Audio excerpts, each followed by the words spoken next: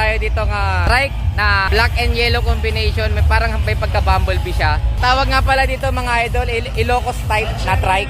Yung logo ng transformer to, no? Tara, tingnan natin yung interior ng pangmalakasang trike ni Idol. Sa side niya mga idol, ang forma, oh. Pang detalye dito na paganyan, no? Dito meron tayong ilaw sa gilid. Ayan. Sa likod niya, parang kotse na, oh, dating, oh. O yun, oh, nabubuksan pa nga.